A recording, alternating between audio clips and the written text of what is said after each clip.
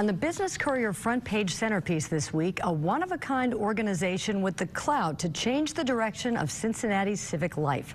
It's not the biggest foundation in our area, but the Ralph V. and Carol Ann Haile U.S. Bank Foundation is proving it has the disruptive vision to make a lasting and significant impact.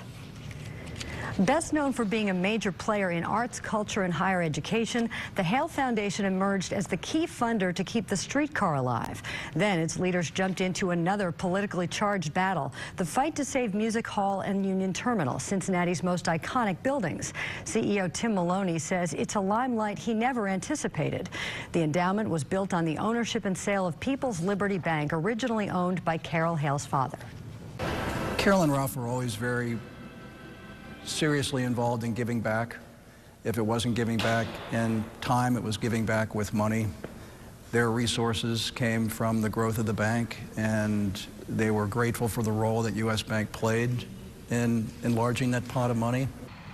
While now seen as a major player in major civic projects, the Haile Foundation still supports arts and culture projects like Artworks, as well as innovative endeavors like Cosign in Northside.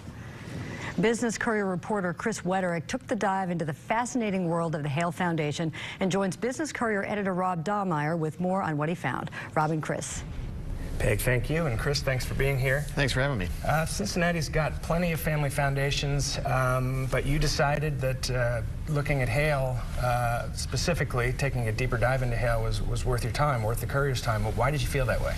You know, these guys have taken a role in the community that that basically hasn't existed in recent years. I mean, they have, you know, they were known a year ago for jumping into the streetcar project and basically providing the money that convinced Kevin Flynn to become the 6th vote to save the project. Without them, we wouldn't be, you know, building that streetcar today.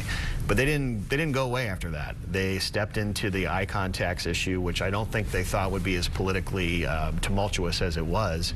But they stepped in and they, you know, tried to provide leadership. They didn't get everything they wanted in that case, unlike the streetcar.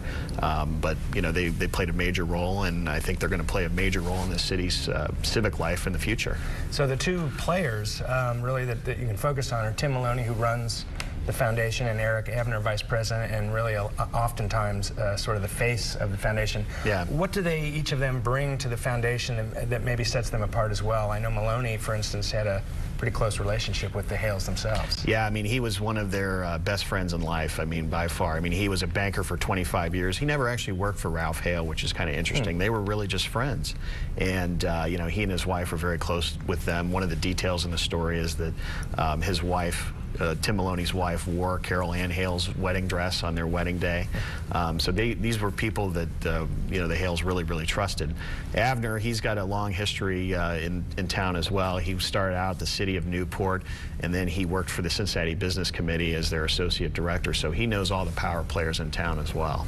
So, one more question for you. What next? You said they didn't back away after the streetcar battle, but what should we see from them in the future? Well, as you know, they severed the Music Hall from the icon tax. It's only going to take care of Union Terminal. So Haile's, their next big thing is going to be to figure out a plan, to help figure out a plan for Music Hall. And I think we're going to see a big donation from them coming pretty soon. Interesting. Great story, Chris. Thanks for being here. Thanks.